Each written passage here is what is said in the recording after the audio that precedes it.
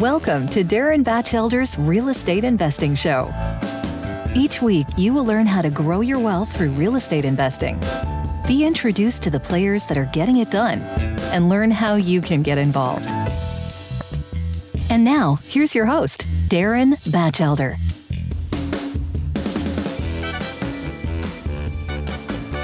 Hello, everyone. Today we have a very special guest.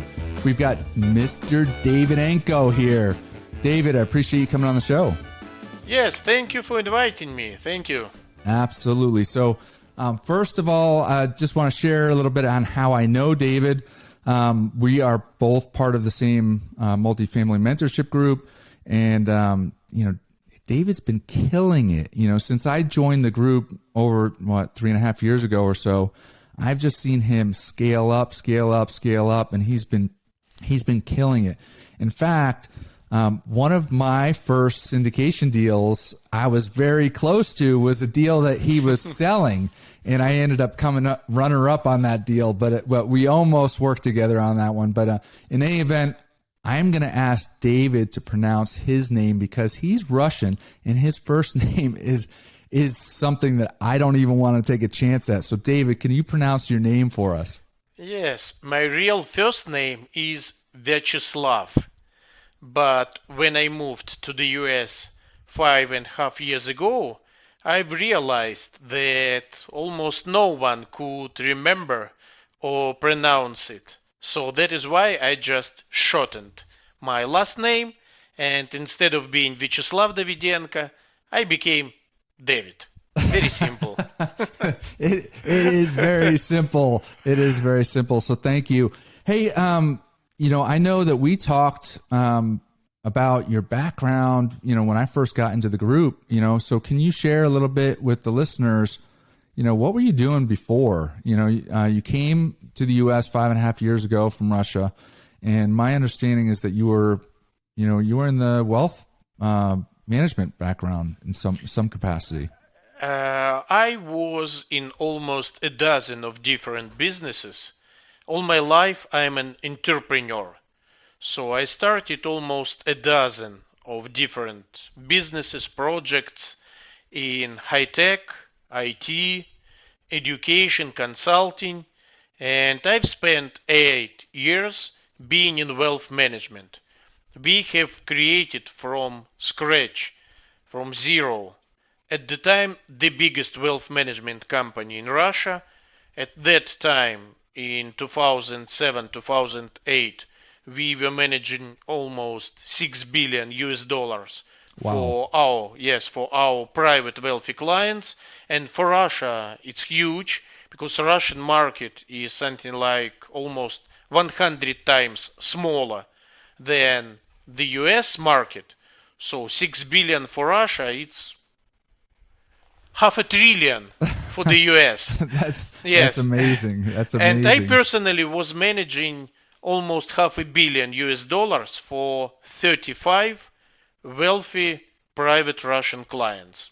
It was the maybe greatest time in my life in terms of being involved in a great business, to talk to smart and successful people, to manage their money until financial crisis happened. It was really great. Until financial crisis happened, right? But one thing you said there, I read a lot of books, I listen to other podcasts, and you hear over and over again, surround yourself with people, that are above you and learn from them. And you did just that by managing, all these wealthy clients. You got to learn from that, and build confidence. And then when you came to the US, you took that and you leveraged that. And why did you get involved with real estate? Okay, when we decided to move to the US, I've realized that I should try to do my best in order to use some skills and experience what I brought with myself. And what are those skills? What was that experience? It was rather related to raising and managing other people's money. And when I met my, at the time, future mentor, I met him at the Tony Robbins event, and I discovered that this guy, he is doing multifamily investments education. I've realized, wow, multifamily, it's a great place to be because I could raise the money, I could invest this money, I could manage this money. It means that I could use my skills, I could use my knowledge. And being in a new market environment, it really helped me a lot. That's fantastic. So you said a few things there. One, you came to the U.S., you wanted to leverage the skills that you already had rather than completely start from scratch.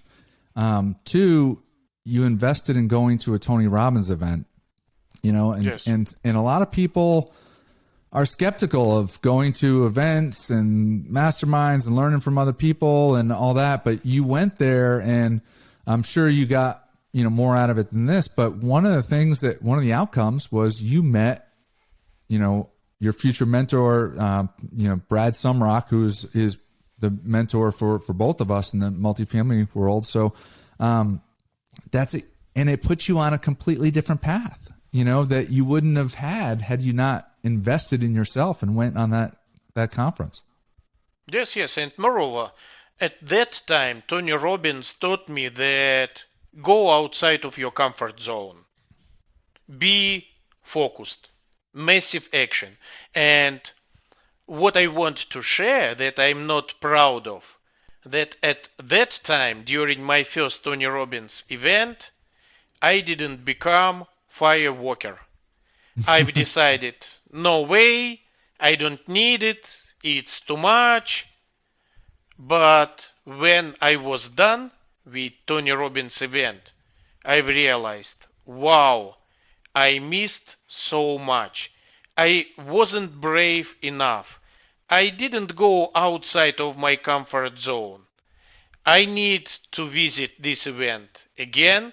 So immediately I paid for my ticket. I was waiting, and really I wasn't walking the fire during the next event. I was running it back and forth because I've decided if you could do it, you could do everything. And I did it. That's fantastic. Good for you. So when did you go back? You mean go back for the next for the second time to do the fire walk? Yeah, it was in November, the same year, November. First time it was March, and second time it was in November. So we'll get into more stuff, but this is just, I guess this is more for me. Maybe some other listeners will like this too. But, I like Tony Robbins. I've read, one of his books, and but there's a piece that he's very, very flamboyant, and I don't know. There's a little bit of a skeptical piece of me, like, kind of, am I going to be jumping up and down and clapping and all that? Like, is that me and all that? And so I have not gone to one of his events, and I've talked to, a lot of people that have gone, and I want to say not 100%, because there's a few people that felt like, I was a little bit off, but I would say a high percentage of people really, really take their mental state to a completely different level. Yes, absolutely. And let's say it was my second meeting with Tony Robbins, my third one I had together with my wife, and next one I invited my eldest daughter. So 4 times I was at his events, 2 times being alone, 1 time with my wife, and 1 more with my eldest daughter, because I just decided they need to know it. I'm not trying to skip out on your wife's opinion, but your daughter, how old is she, and what was her perspective after attending? She's 32 years old, and she really needed it because she moved to the US as well. She moved to the US because she became University of California, Los Angeles student, and then she graduated from UCLA. She just didn't know what to do, where to go. She didn't feel herself comfortable enough, brave enough in order to apply for any job. in order to talk to her future colleagues, boss, and she needed to go outside of her comfort zone as well. And for her, it was exactly the same. Fantastic. I love that you talk about getting out of your comfort zone, and she wasn't brave enough. Talk about, now we're talking about the real estate world, and this is all mindset stuff, right? It's like, yes, yes. Can I do it? And there's a lot of people that want to invest in real estate and they get scared, But let's say what's interesting about me that before investing in multifamily, I never invested in single family here in the US. Right. I just skipped it. Right. And this focus, this massive action, this way of doing business while you are outside of your comfort zone, it helped me to realize, why should I invest in single family? Why not to try something bigger, even though you are very uncomfortable, in order to become more comfortable, to learn something, to build relationships, get those skills. I began investing as a passive investor, as LP in multifamily. So I've invested in 5 or 6 properties, asking questions, analyzing underwriting. You ask a lot of questions, so yes. I'm sure you asked a lot of questions. Yes, for sure. For sure. You should be asking a lot of questions. It makes your general partner sponsors really uncomfortable. Why this guy is asking so much? But anyway, you need to know a lot in order to become multifamily investor, multifamily sponsor yourself.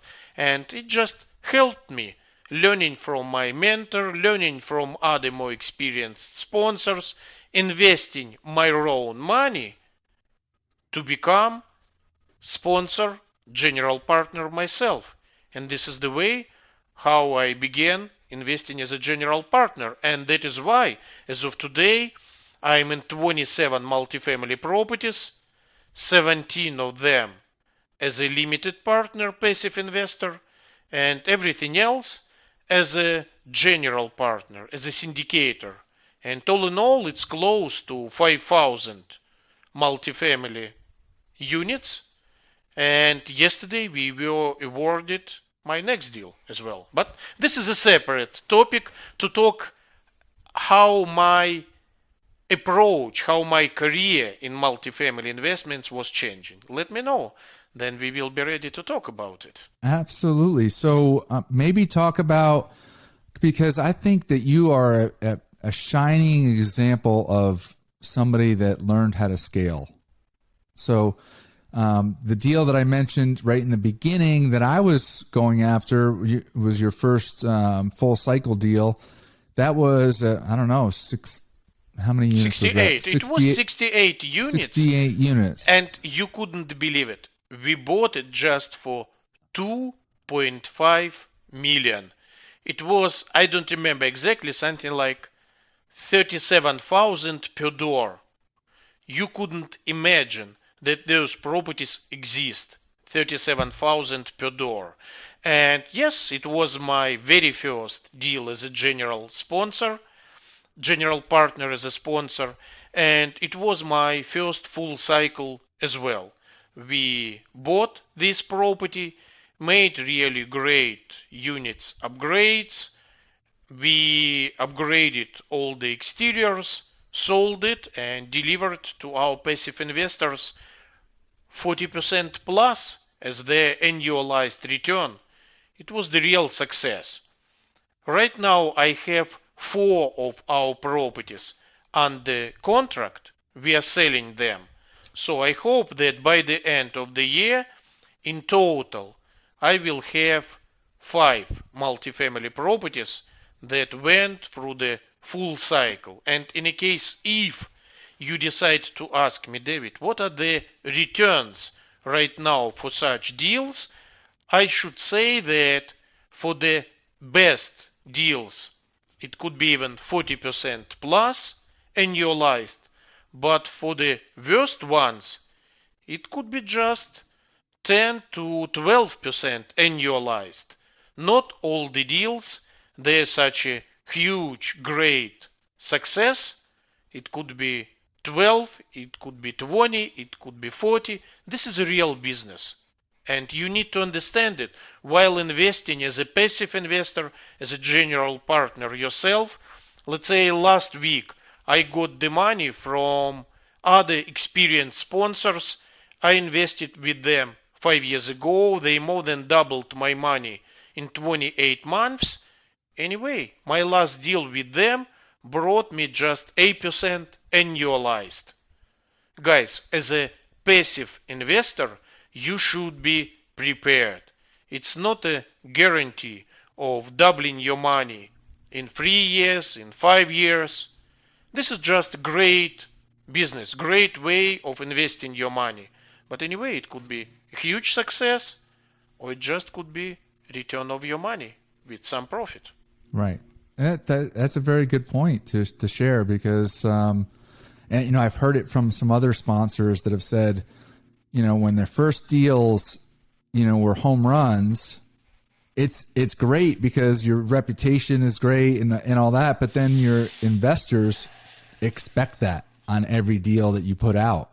And the reality is that some deals are home runs and some deals are singles and doubles. And so I think that that's a great point that you bring up. Hey, you also brought up that you're under contract on a new deal.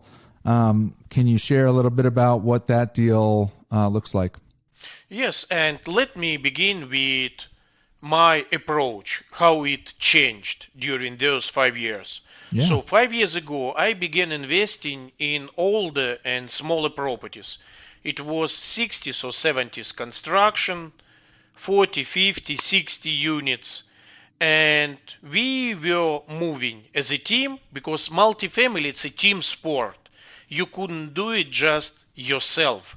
You always should be partnering with someone else. And it could be just 2 of you, and it could be 6, 7 of you.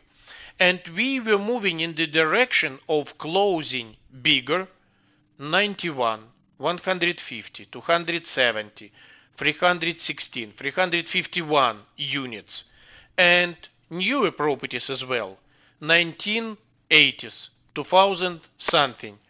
The last deal that we closed in August, it was 351 units built in 2020. And my current deal, I could share some numbers because it's 506C deal. It means that accredited investors only. That my current deal, it's 330 units. 2020 construction again. One of 3 biggest builders, developers in this country. And what's great about this property, it's located in a master planned community. As a result, one of the results, the median household income for 1 mile radius in that area is higher than $120,000 per household. And what it gives to you, let's say you could ask me, David, why you have decided to move in the direction of the bigger and newer properties? So there are many reasons. One of the reasons, I've graduated from Chicago University. There I got my MBA. And I just knew, I've realized that I prefer to be involved in the institutional type business. It means bigger properties, newer properties. It means using institutional investors' money. It means working with institutional class property management companies. And at the same time, while buying newer properties, we are targeting those investors who understand that there is one way how to invest your money. You invest in older C-class properties, value add. If you are lucky, and you have not a lot of deferred maintenance, it means that you enjoy your cash on cash distributions, you enjoy your capital gains. But if you are unlucky, how it has happened to one of my properties, deferred maintenance just will be eating all of your cash flow. And as I have mentioned, I am all-time passive investor in 17 properties. And if you ask me, David, how do they perform? Yes, some of them are making distributions in the range 8 to 10% annualized on a monthly basis. But half of those properties, they're making no distributions at all, zero. Because what they have experienced on one side, it's COVID related. Because what we have discovered that newer and better properties, we still have very low delinquency. Our tenants pay. We stay 95-97% occupied. Properties perform really well. But those C-class and older properties, it wasn't the case for them. Delinquency could easily be 10%, 15%. Occupancy could drop to 90%. And many tenants, they just stay and don't pay.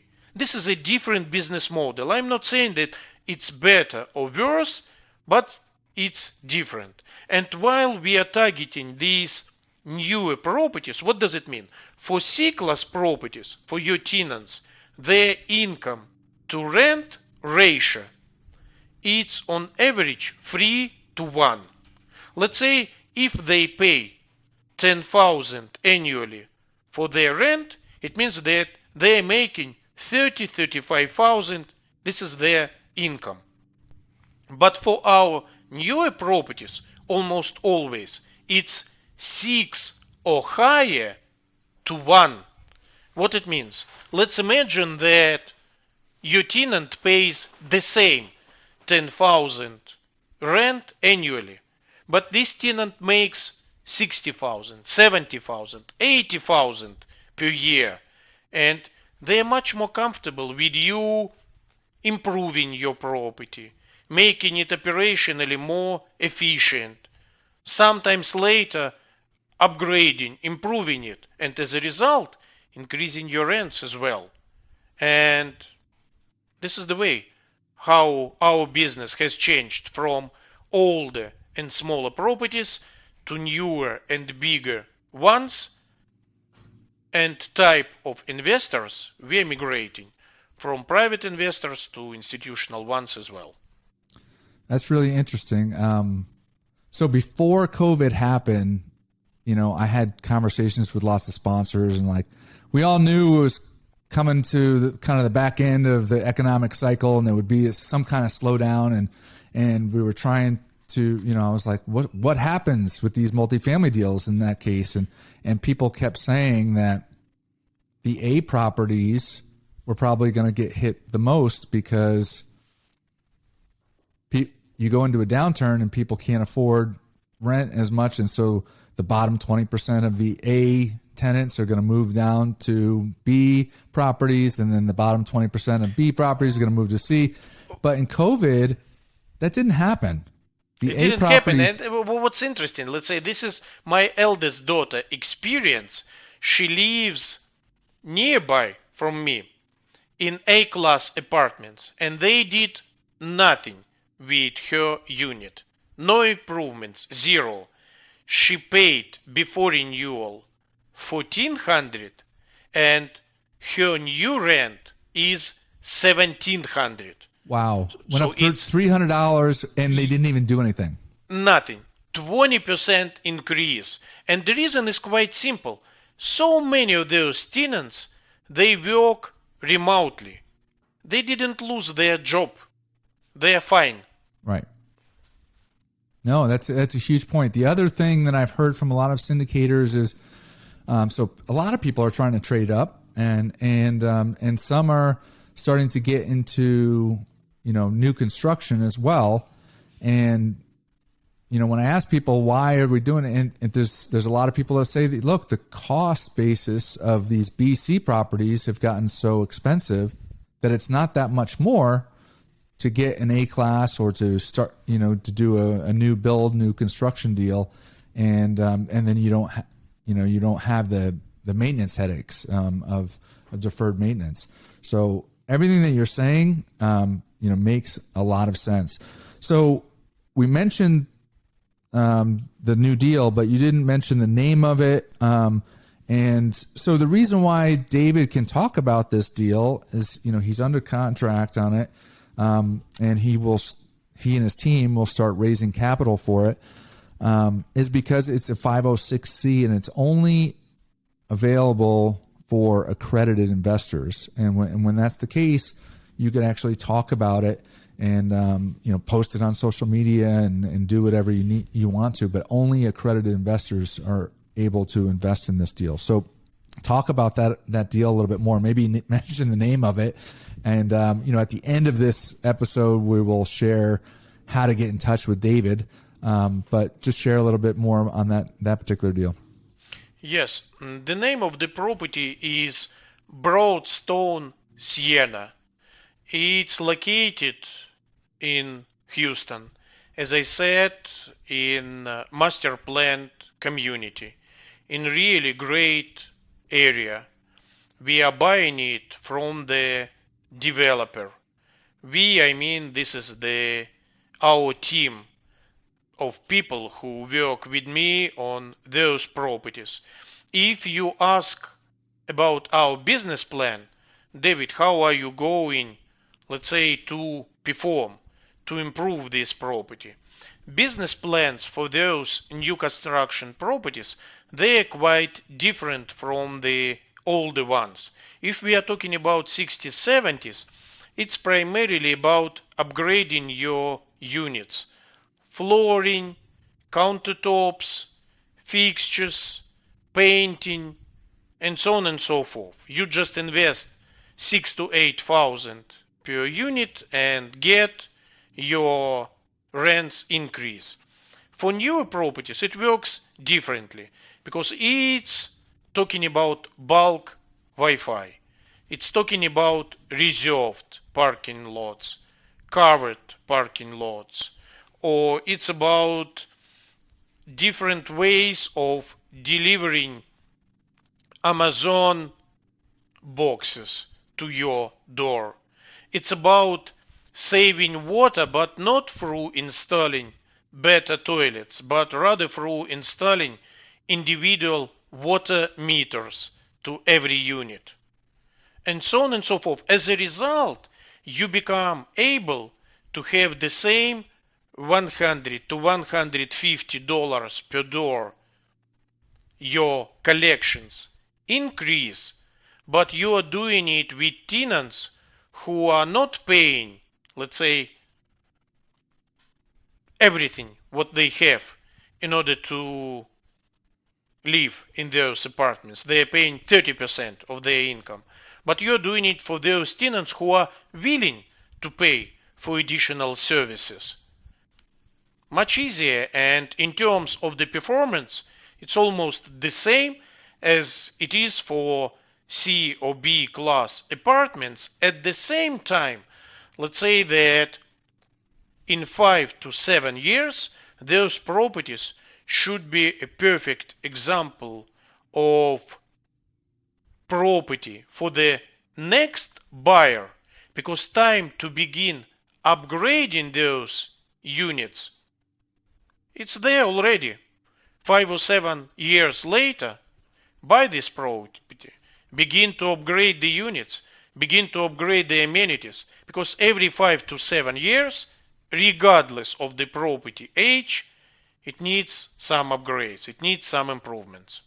That makes sense. I didn't know that ratio. I think that ratio is very important to understand. That on the BC, and I know because I'm involved in one and in multiple, and they always say kind of that 30-35%, rent to income ratio, and so that's 1/3. If you're going into A class and it's 1/6, But let's say, Darren, what's very important as well, that I never heard about someone talking about ethics. Because we are talking about business. Let's upgrade, let's improve, let's increase our rents. What about your tenants? Could they afford it? Are they comfortable with it? Okay, let's re-tenant it. But from ethical point, I feel myself much better improving property and even increasing rents while working with those people who could easily afford it. And this is another side of our business.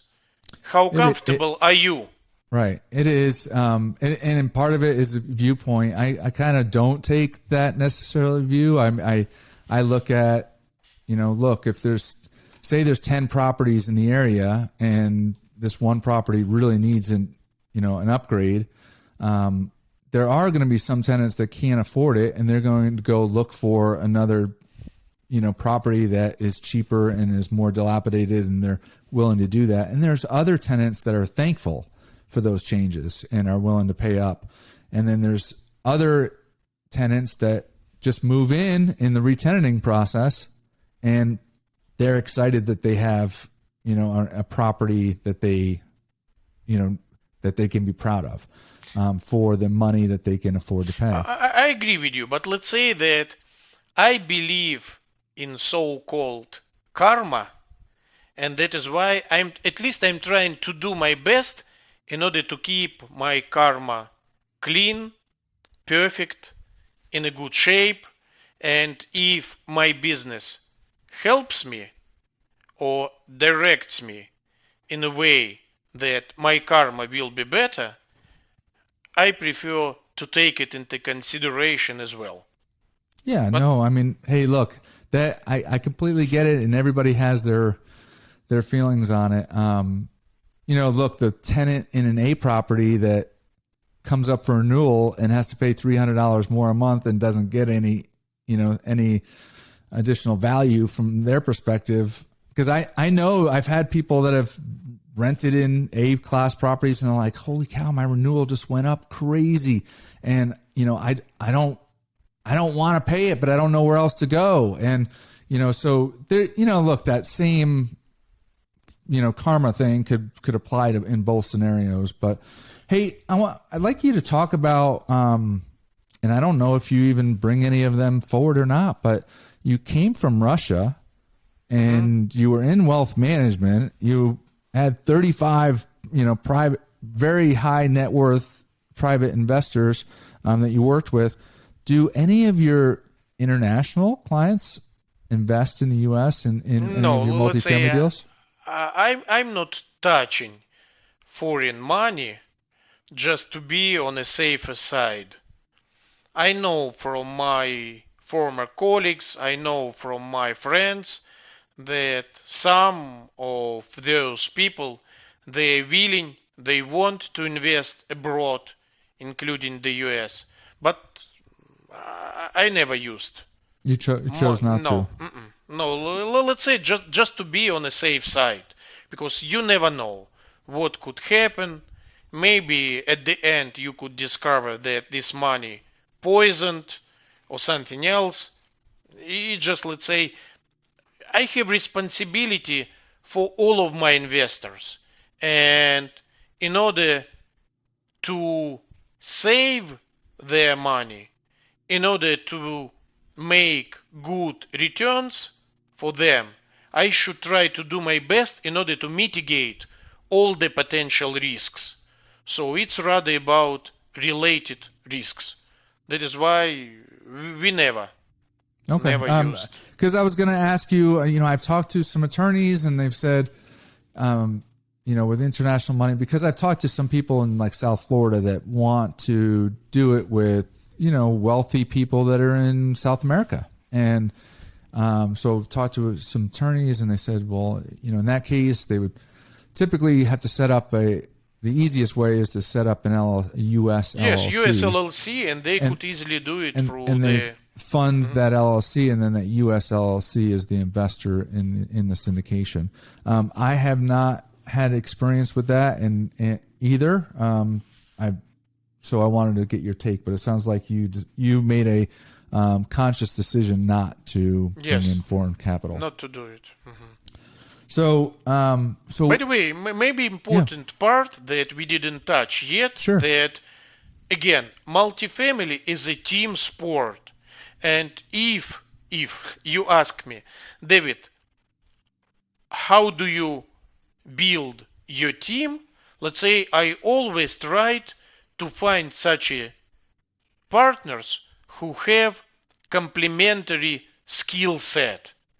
If one partner is great in raising the money, another partner is great in doing asset management, someone else should have some skills in marketing, in investor relations, and so on and so forth. And while building your team, please pay special attention to what everyone brings to the table, because in a best case scenario, it should be well-rounded team of people who are able to successfully handle this business. That's a great point. Bringing on partners that have complementary skill sets. And, you mentioned in a number of different questions, that we've talked about that, your mindset and your moral compass, that has to play into it as well. So you could find somebody that has complementary skill set, but you also need to know that you guys are on the same page in terms of the way you run your business and the way you look at life in general, how you treat people. All those factors have to play in as well. Yes. And I've heard it from many of my colleagues as well. Something like, I like the deal, I like that property, but I never partner with those guys because we have different morality. I couldn't do business with them. Right. It happens.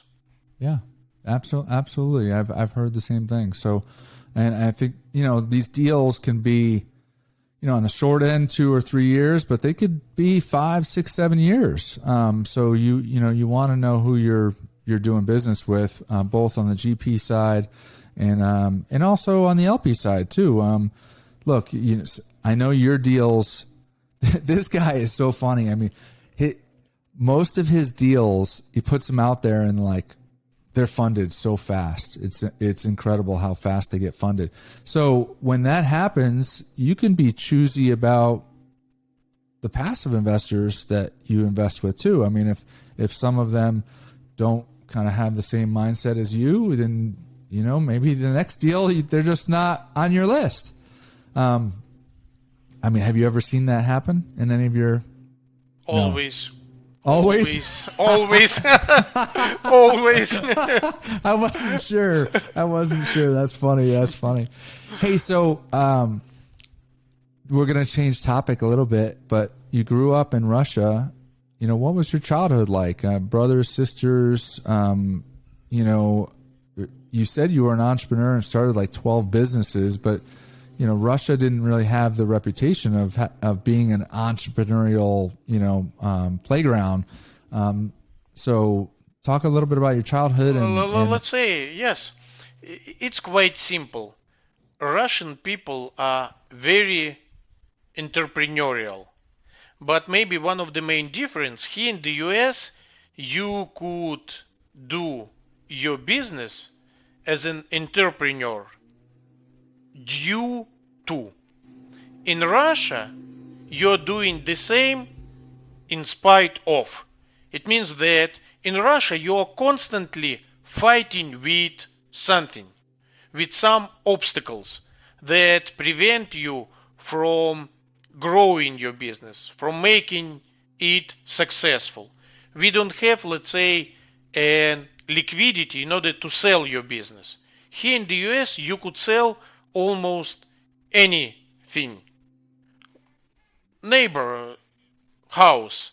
The guy lost his job 1 year ago, and he began this landscaping business for his neighbors. He was doing it for 1 year.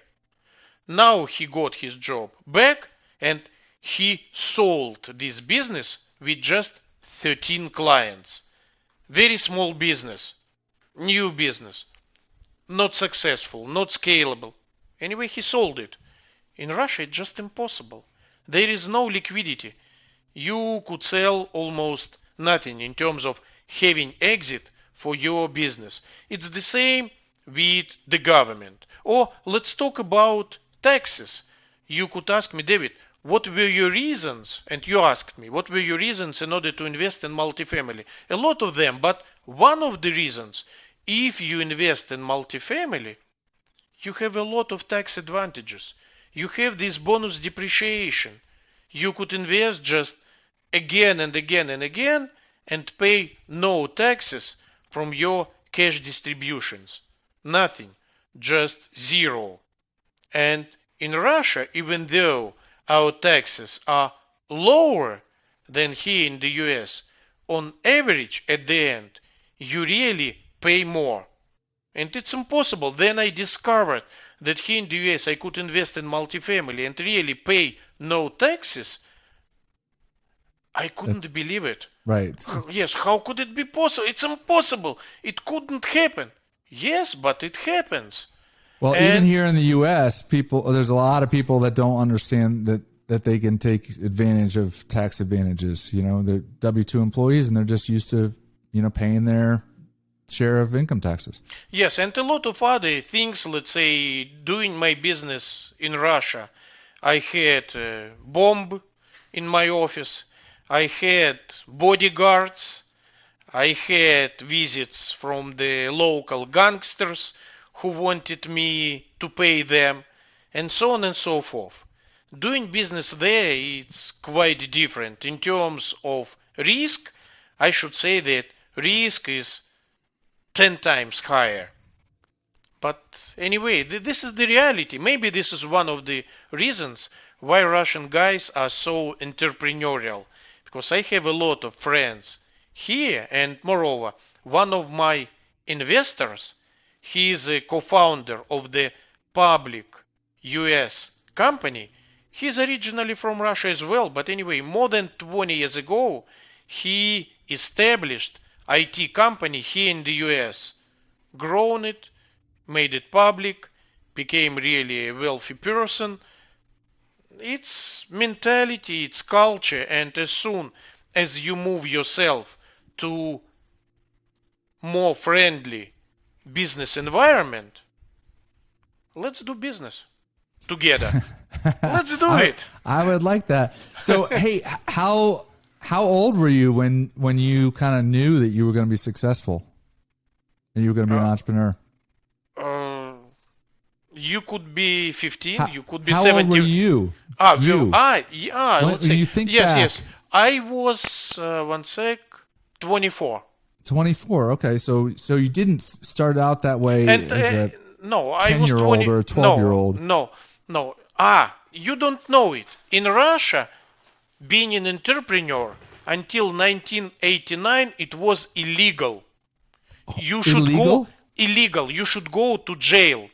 If you buy something for $1 in one place and sell it for $1.20 at another place, you will go to jail. It had a name, yes, speculation, because according to our laws until 1989, for how much did you buy, for the same price you should sell. Wow. You shouldn't be able to make a profit. It was absolutely illegal. Yes. And then in 1989, perestroika, so-called perestroika, began. People were shocked. Wow, now I could buy anything and sell it for higher price and make a profit. Yes, that's crazy. It was fully illegal. I didn't realize that. So I'm dating myself. A long time ago, it was probably, 30 some 25, 30 years ago. I was working for PepsiCo and I was traveling around the world, and one of the places I went to was Russia. And I remember going to, so this was probably pretty early on in terms of the entrepreneurial, new mindset. And I went to like a kind of a flea market type of place, and I saw the two different sides. Like I had young people that were like stopping me. Hey man, like, hey, are you interested in this watch? How much? And wanting to haggle and all that. And then, I talked to somebody in an older generation, and like the price is the price. And they're like, no, I won't take $1 less. No, that the price is the price. And it was two different mindsets of people that, some people were like, look, I could take a little bit less margin and still make a profit. I'm going to do it. But that's interesting that 1989, I mean, holy cow, that's crazy. So, talk about, you started with the Tony Robbins thing, but talk a little bit about mindset and the, getting out to conferences and networking and learning from other people that are ahead of you, and, trying to improve yourself and every day and and get better, and how that impacts you. Let's say Tony Robbins, he just changed my mind. He changed everything. It's one more thing from him, that you are the average of 6 people closest to you. So try to do your best in order to be surrounded by the best. And for the first time, I discovered it, I felt it, but I didn't realize it at that time. It has happened to me at Chicago School of Business, because we were in a group of 6 of us. And I thought, before we met for the first time for our assignment, I thought, I'm the smartest one, I'm the best one.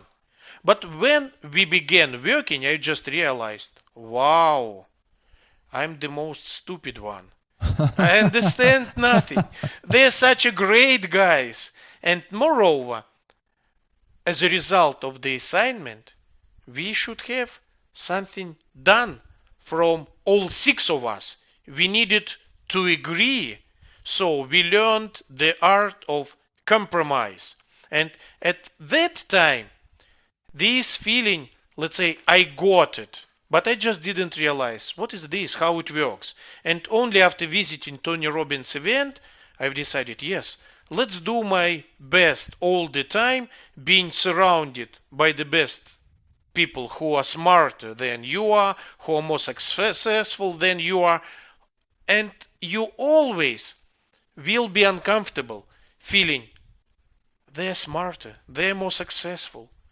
Why I'm so bad, why I'm so poor. Let's imagine, I'm so poor, I have just 5 million, but this guy has 100 million. I'm so poor. Okay, I have 100 million. I'm so poor, this guy has 1 billion. And so on and so forth. Be surrounded with the best Good ones. problems to have. Yes, and in this way you are always developing, growing, changing. And this is one of the reasons why I was growing my portfolio, building bigger newer properties, and changing my team as well, trying to surround myself with the better ones. At the same time, I'm very respectful to my very first partner in Multifamily. He's a great guy. We have 7 deals together, and I hope that sometimes we will have even more. But anyway, I'm trying to change, to grow, to develop. And that is why I'm trying with other guys as well. Well, that's huge. You said a few things there. One is, look, when you were getting your first deal, 68 unit deal that we talked about earlier, your mindset somewhere, and there's, people have asked me like, hey, what was the scariest step in the beginning? And it's like, well, every step was scary in the beginning, but now I look back at all those steps and I'm like, I'm not scared of those steps anymore. Right. And for you, you had that, you got uncomfortable, you got the deal done, then you went through, full cycle, and then you scaled. Let me share with you something. When we decided to buy this property that we closed January this year, it was 30 million plus purchase price. Last year, I was absolutely uncomfortable. I was crazy. How could we close it? How could we raise the money? And so on and so forth. But we did it. Then I realized, okay, let's target 50 million plus. The same happened. Now I got 70 million plus. Let's do it. And it doesn't mean that you always will be able to be successful, to close it, to celebrate it. Sometimes you could have maybe even a disaster, but as one other mentor teaches, that it's not a disaster, it's just a lesson. Very expensive, but anyway, this is the lesson that you learned. And next time you will be more successful. And as one of my friends likes to say, that if you had a mistake, even if you had a disaster, it just means that you are one step closer to your next success. Yeah, absolutely. Absolutely. And, you know, thinking bigger, you know, having bigger goals, it challenges you. It makes you more uncomfortable. I don't know about you, but for me, that uncomfortableness, that kind of challenge is what energizes me, right? I mean, if I do the same thing over and over and over again, I get bored, you know, and, you know I could do it. I know I could do it, boom, boom, and just do a transaction. But when you push the boundaries, you know, that's when all of a sudden your juices get flowing and creativity comes in. I had a guest on that said that he was trying to do, he was starting small. So he did like a duplex, and then he said, the next year I'm going to do 4 units. The next year I'm going to do 8 units. And, you know, the next year I'm going to do 16. Well, when he got to, I think 8 units, he all of a sudden had somebody, or he thought of going bigger or whatever the case may be. I don't know what motivated it, but he said he changed his goal from 8 units to 800 units. Wow. Wow. And once he did that, so I said, where'd you end up? And he said like 454 units. Exactly. Yes.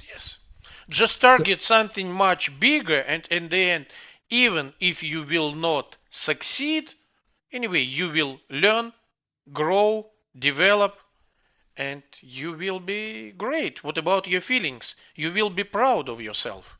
Yeah, absolutely. I mean, that's probably the biggest, I think, the biggest barrier, not only in real estate investing, but starting a business or doing anything big, is, you know, that in between your mind, in between your ears, like believing that you can do it, you know, and then taking action. That is probably the hardest thing for people is actually believing that they can do it. And so some of my advice is, well, you know, push yourself. And then when you achieve that, now you know you're at that level, you can push the boundaries someplace else. But if you just let that stop you from trying, you're never gonna progress. Yes, exactly. So, hey, what's the next big stretch goal for you then? Oh, you're up to 5,000 units, and how much? What's the split between LP and GP on that? Probably 2,000, 3,000. No, it's 1,500 as a general partner and 3,500 as a limited partner. And what's next? I still want to be a limited partner. So I still plan to invest at least 3-4 properties every year as a limited partner. For a very simple reason, just to learn from others, to see what they do with their properties, what they implement, how they improve. And at the same time, my plans has changed because I've decided to become more aggressive in terms of growing my institutional quality portfolio as well. Let's say in a best case scenario, 5 years from now, I hope to have 20 to 25 multifamily properties in my portfolio, all of them being not older than 5 years. It means that in 2025 my oldest property should be 2020 construction, everything else newer, bigger size, 300 units plus, and almost exclusively institutional class of investors, vendors, service providers, because it should be scalable, well managed business. Their operational efficiency is your strongest point. And by the way, what I've realized that so many of my colleagues, they don't pay enough attention to the ways how to market their properties.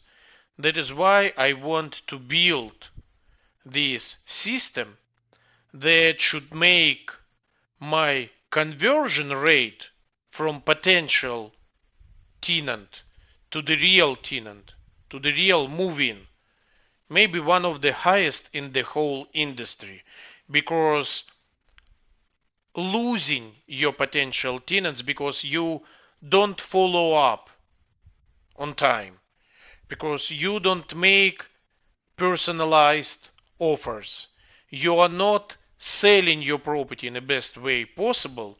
This is one of the ways how you could dramatically increase your profit.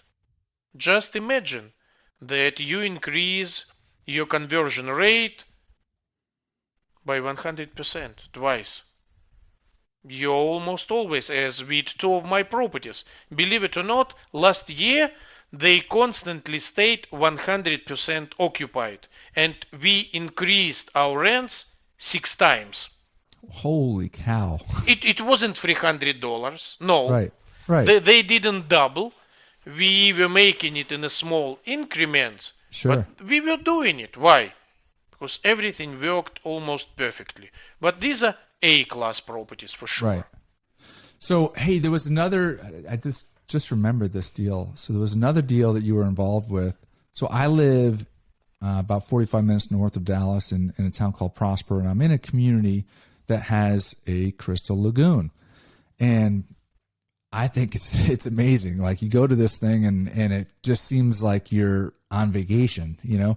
And you and your partners ended up getting involved in a deal that is going to have a massive crystal lagoon. So talk about that a little bit, because I think that there's a trend there, because, you know, these master developers, it was always a golf course before.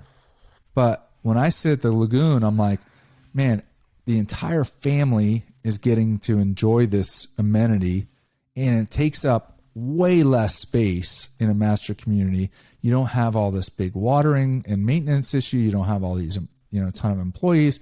And so anyway, I'll leave it to you. Yes, the idea was quite interesting. We have chosen the fastest growing city in the US with the population 50,000 plus, Leander. For many years, it was the fastest growing city. Bought some land there and decided, let's build a mixed-use new construction.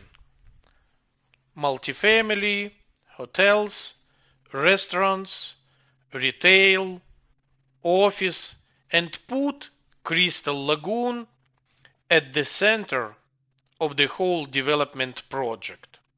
So we got all the permits from city. We got 22 million US dollars in financial incentives from the city. But at the end, we have realized that the project becomes too complicated, too many moving parts. Hotels, it's a different business. Restaurants, different business. Offices, different businesses.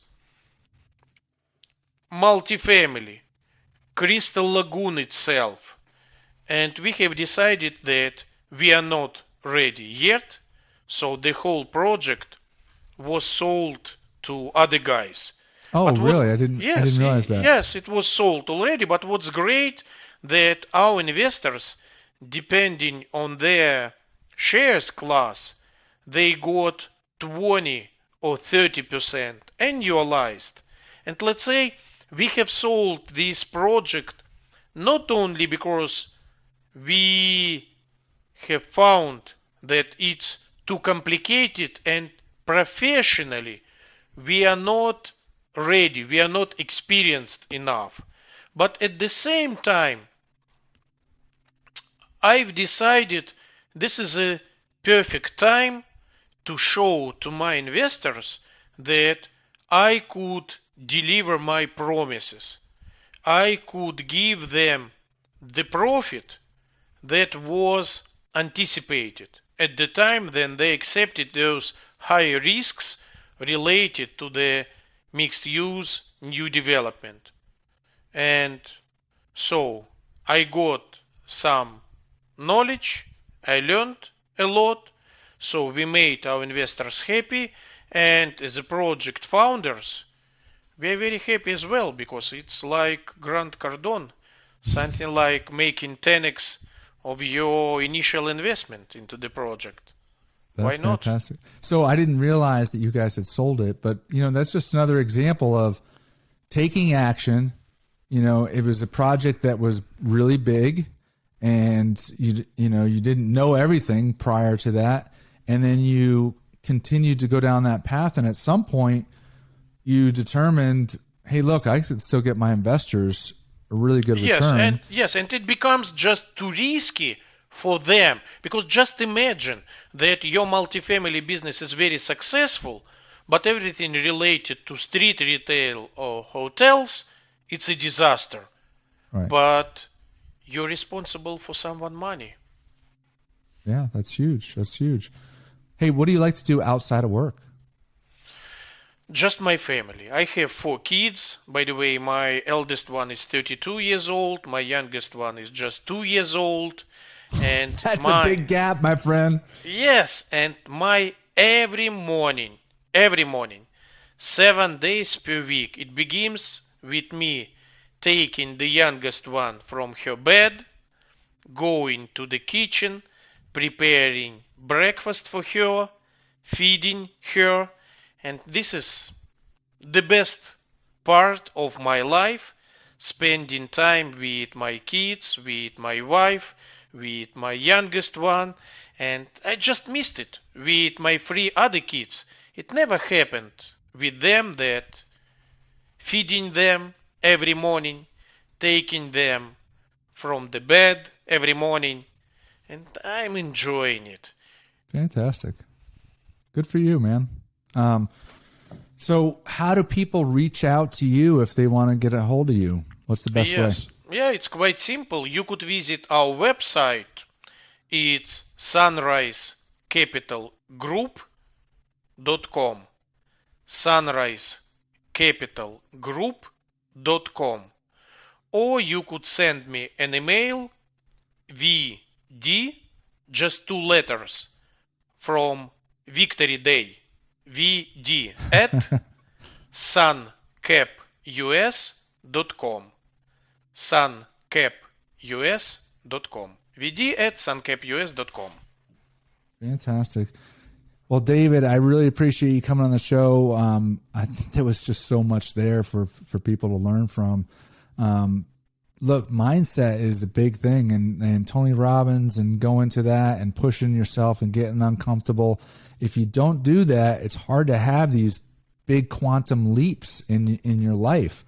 And you did that, and so I applaud you for that. That's fantastic. It could be not Tony Robbins. It could be your wife. It could be your parents. Doesn't matter. But it should be someone who could help you to open your eyes. And what's great, by the way, I'm learning a lot from my eldest daughter after that Tony Robbins event. A lot, because she's reading a lot. She learns a lot. She's getting her third degree. And we are talking every day. And she says, Dad, think about this. Do this. You just need to find those people who could help you to grow. And by the way, my pleasure and my honor. Thank you so much, Darren, for inviting me to your podcast. Thank you. Absolutely, man. You are a shining example of what can happen. So appreciate you coming on. Listeners, I hope you enjoyed that one. Until next week, signing off. Thank you. Thank you for watching Darren Batchelder's Real Estate Investing Show. If you liked the episode, please click the like button and subscribe to the show. If you already are subscribed, then thank you. And please share the show with a friend. Check out other free resources at darrenbatchelder.com/learn.